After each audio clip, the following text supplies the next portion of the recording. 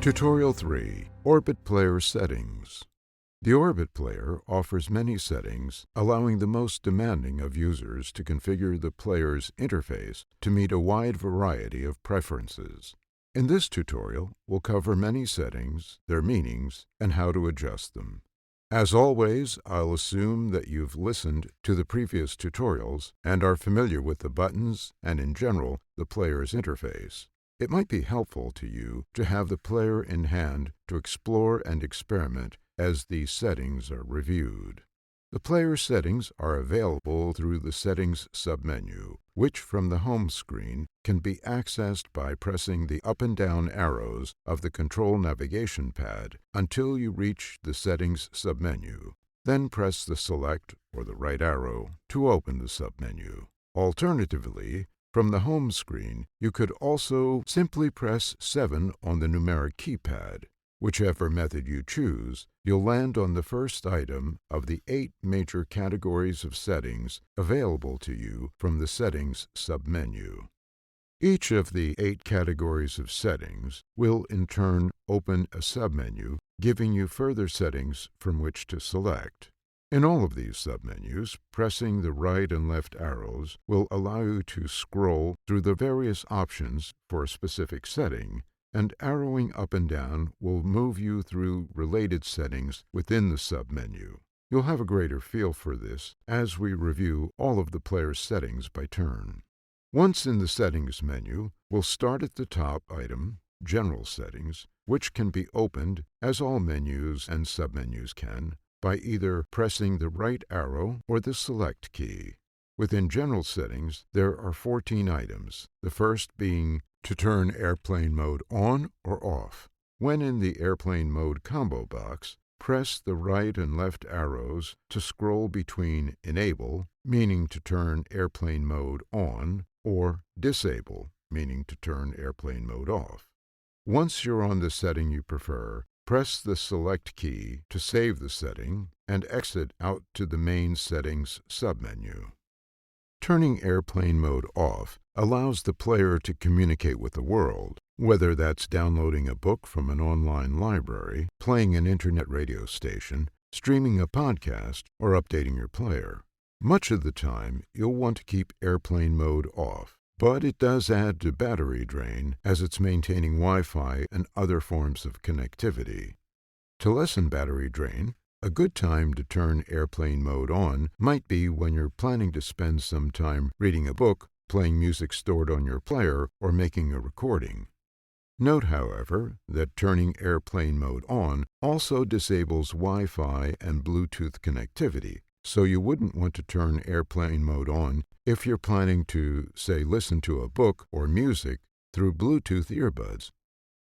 The next setting under General Settings is a Wi-Fi combo box, where if you have previously established a Wi-Fi connection, you can turn Wi-Fi connectivity on and off.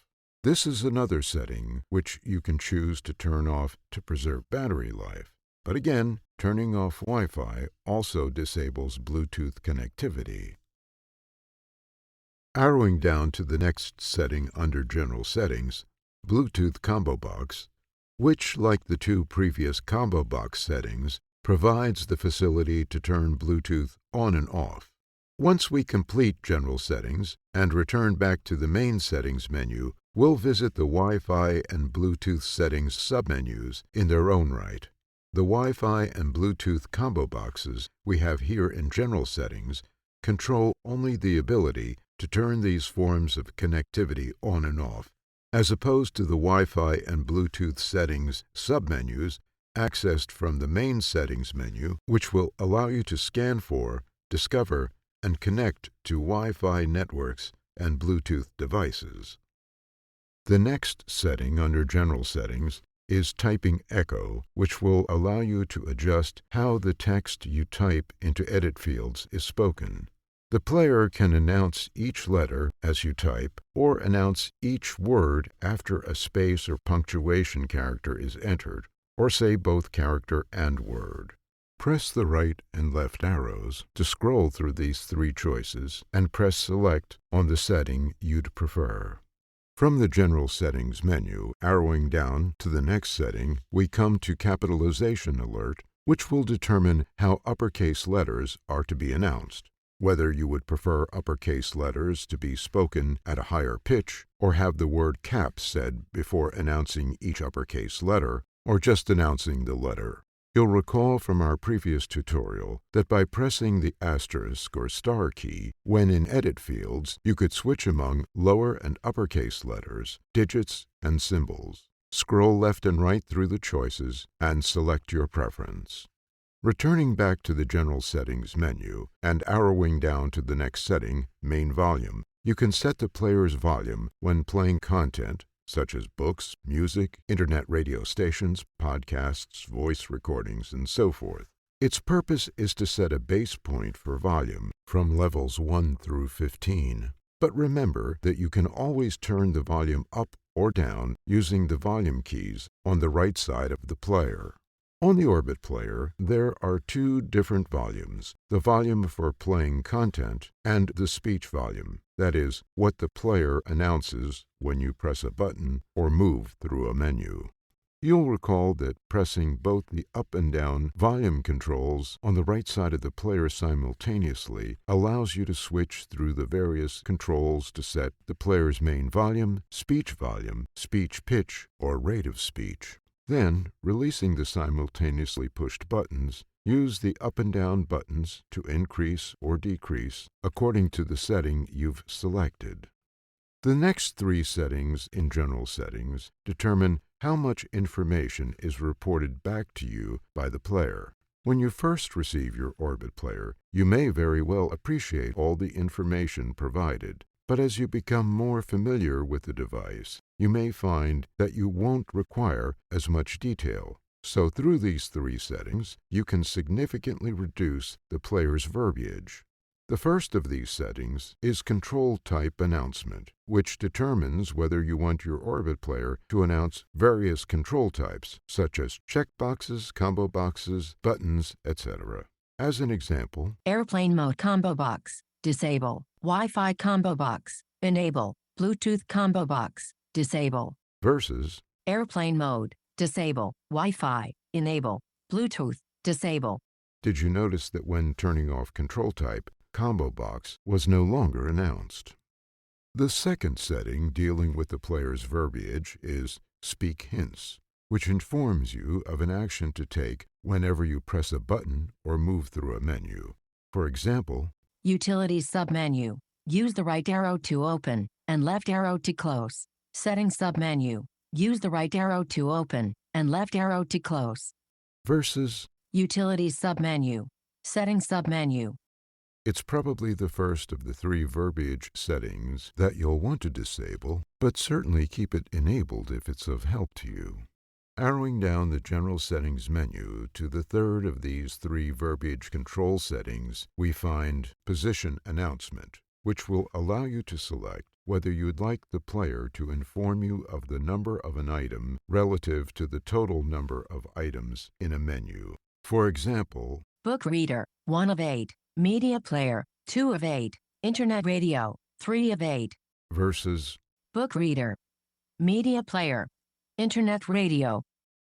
Moving on from the player's information verbiage controls, the next setting down in General Settings is the Sleep Timeout control. This setting allows you to set an interval of time after which your device will automatically turn off to sleep mode when the player is not in use. That is, when your player is sitting at the home screen or any menu, or when you've paused an application. You can select from 7 time intervals, from 30 seconds through a half an hour. There's also the option to select Always On if you would prefer that your player not turn off to sleep mode automatically. Selecting one of these sleep timeout intervals can be quite handy as a battery saver. For instance, if you're reading a book and are interrupted for a longer time than expected, you can depend on your player to go into sleep mode, and when you awaken the player, you'll still be in the book reader application, and with a press of the Select key, you'll be back to reading exactly where you were when you left off. The next setting down in General Settings is Language. Currently, for Orbit players distributed in English-speaking countries, there is but one choice, English, but with further player updates, the choices will increase. The last setting under General Settings is Repeated Key Interval. When you're entering a character into an edit field, you'll notice a slight delay before you hear a slight thunk, indicating that the character has been entered. This setting allows you to increase and decrease the time of delay. So, if you're struggling to enter characters which require a number of key presses, for instance 3 presses of the 2 to enter the letter C, you might find that increasing this setting from short to medium to long may be of some help. Use the right and left arrows to move among the settings and press Select on the delay length you'd prefer. As you arrow down to the bottom of the General Options submenu, you'll find an OK and a Cancel field. But haven't I already said that once you've selected an option on a given setting, you can press the Select key and have the setting saved and be moved back into the main settings menu? But here's one of the great strengths of the Orbit Player's interface, in that there are multiple ways to accomplish a task. You're provided the convenience of going into General Settings and making a quick settings change on one item and leave General Settings, or the alternative, to go through the General Settings and make several changes at once, then arrow down to OK and have all the General Settings that you've changed accepted at once. This concept is consistent through most of the Settings submenus within Settings. And of course, selecting Cancel or pressing the back key at any time allows you to discard all the changes you've made.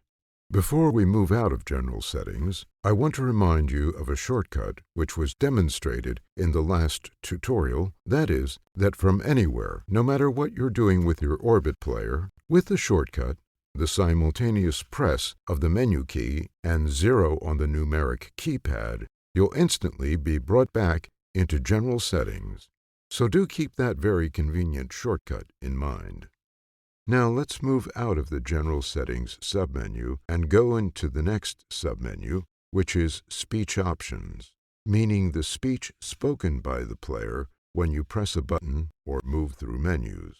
If you're a bit lost in the menus, press the Home key to return to the home screen, press 7 to return to the Settings menu, then arrow down once to pass General Settings to arrive at Speech Options, and press the Select key or right arrow to enter the submenu. The first setting you'll encounter is to select the speech engine.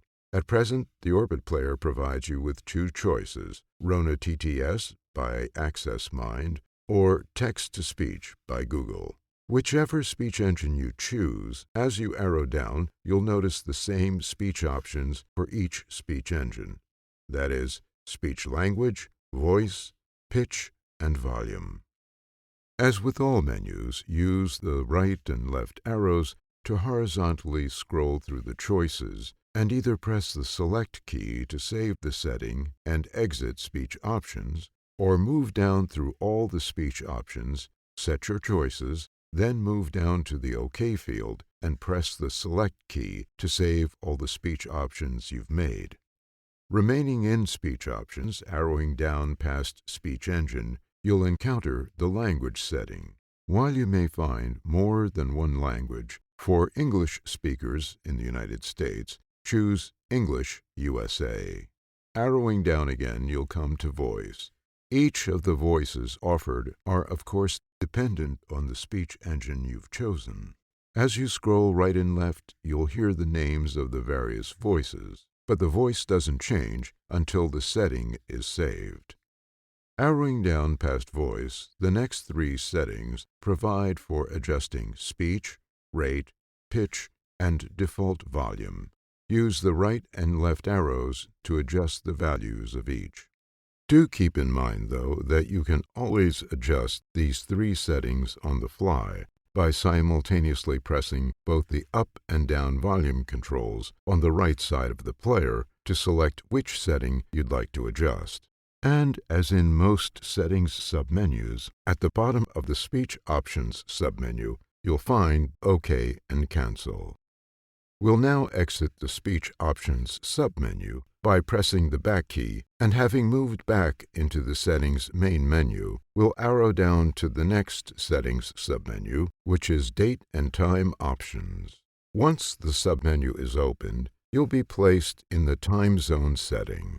While there are many time zones from which to select, including time zones associated with specific states within the U.S., for those in the United States, it's best to select from the standard U.S. time zones: Eastern, Central, Mountain, Pacific, Alaska, and Hawaii.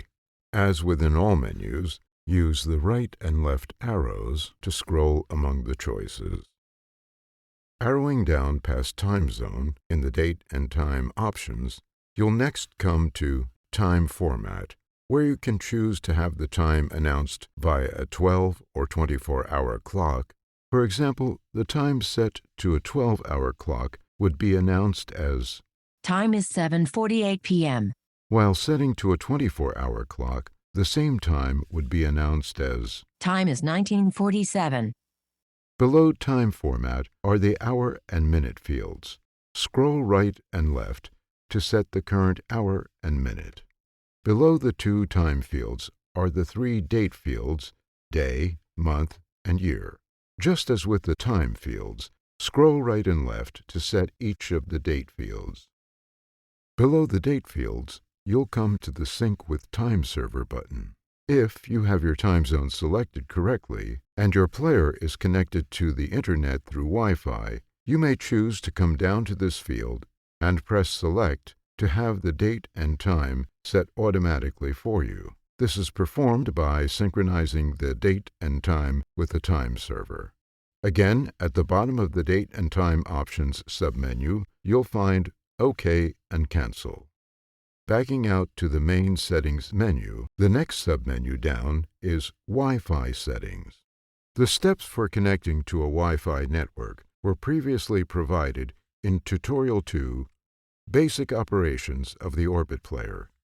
If you have established a Wi-Fi network connection, when you open this menu, you will hear the name of your Wi-Fi network, and if you have connected to more than one network, or if your Wi-Fi router supports more than one frequency, when you arrow down, you'll hear the name of additional Wi-Fi networks. When on a Wi-Fi network name, pressing the Select key opens a context menu presenting the following choices. Disable.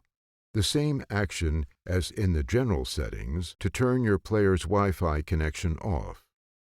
Refresh Network Listing. Refreshes the list of Wi-Fi networks in range of your player. Disconnect. Something you might choose to do if you're leaving your home. Forget. An action you might want to take if you're leaving a public network, as in a hotel. And Close. To close the context menu. Lastly, if you're making any Wi-Fi connection adjustments, be sure that airplane mode is turned off. Exiting the Wi-Fi Settings submenu and moving down in the main Settings menu, the next submenu we come to is Bluetooth Settings. If Bluetooth is turned off when you open the submenu, you'll be informed that Bluetooth is disabled and asked as to whether you wish to turn Bluetooth on. If you arrow down and select Yes, you'll then hear a message and a multiple beep tone. Refreshing device list. Please wait. Indicating that the player is searching for Bluetooth devices within the player's range. Once the device list has been refreshed, you'll be presented with a list of Bluetooth devices within range which are reviewable using the up and down arrows. When you land on a device to which you wish to connect, press the Select key to bring up a context menu with the following choices. Disable Bluetooth, that is, turn Bluetooth off. Refresh the device list again. Connect to the device. Or close the context menu.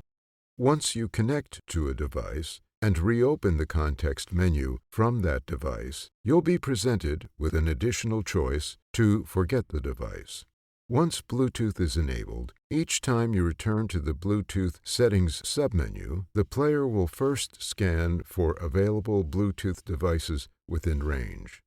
Be sure that airplane mode is turned off before attempting to scan for Bluetooth devices. Returning to the main Settings menu and arrowing down, the next Settings submenu is Software Update. Orbit Research will continue to improve the player's software and add new features, releasing software updates from time to time.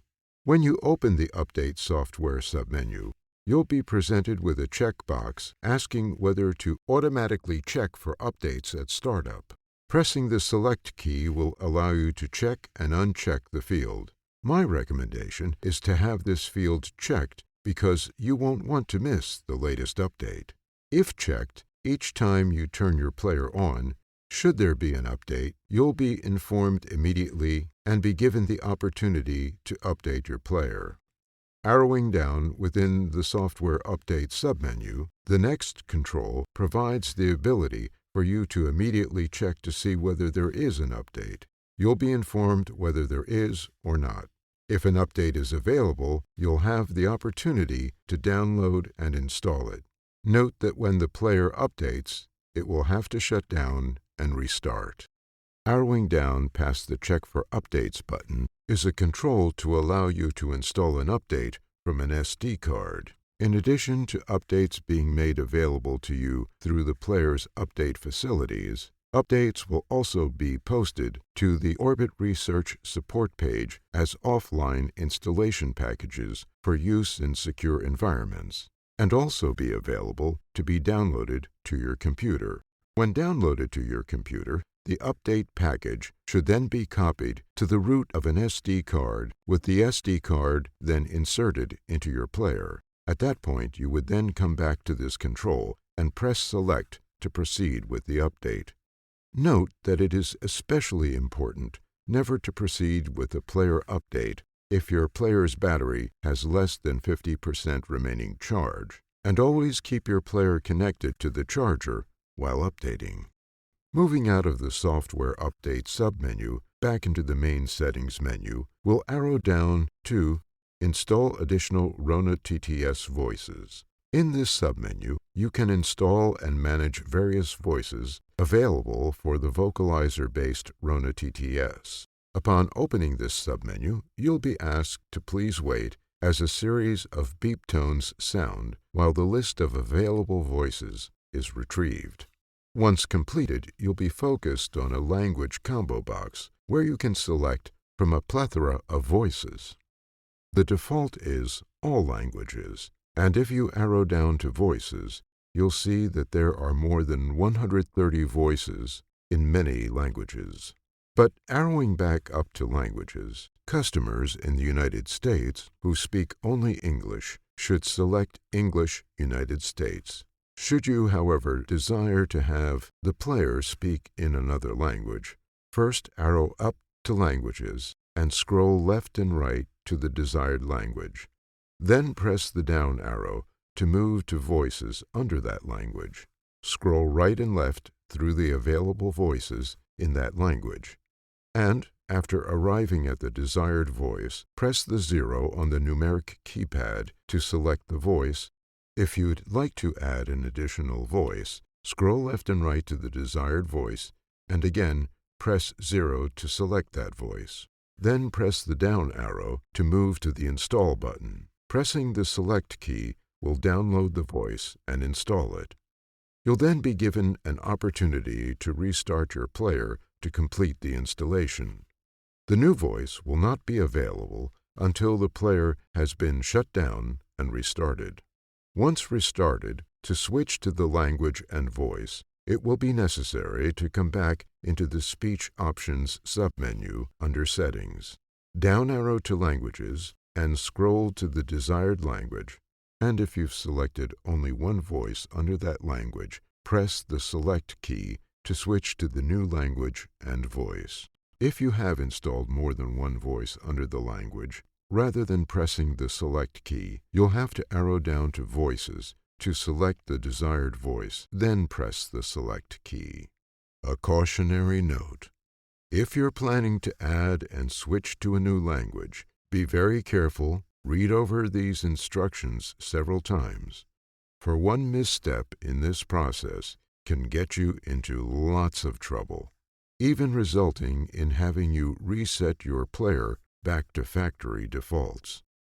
From within the Install Additional RUNA TTS Voices, to uninstall a voice, select the language, down arrow to the voices for that language, then scroll to the voice or voices which will be announced as installed. Press the 0 for each voice to select that voice or voices, then press the down arrow to remove selected voices and press Select. You will be asked whether you're sure you want to remove the voice or voices. Down arrow to Yes, and again press Select. The voice or voices will be uninstalled, but it will be necessary to restart the player, and you can immediately do so by arrowing down to Yes and pressing Select. Finally, at the bottom of the Install Additional RUNA TTS Voices submenu is a Close button. The last submenu under Settings is Advanced Options. When opening this submenu, at present there is only a single item in this menu: to reset the player to factory settings. If pressing Select, you'll be asked to confirm your choice. The consequence of resetting to factory defaults will cause you to lose all your settings, so following through on a reset is a very drastic measure. Press the back key to return to the main settings menu or the home key to return to the home screen. Now that you've had a walkthrough and explanation of the many areas of the player's settings, you have sufficient knowledge to configure your Orbit player to your liking. In the next tutorial, we'll learn how to use the Orbit player's file manager, found under the Utilities menu, and you'll come to know its power and versatility.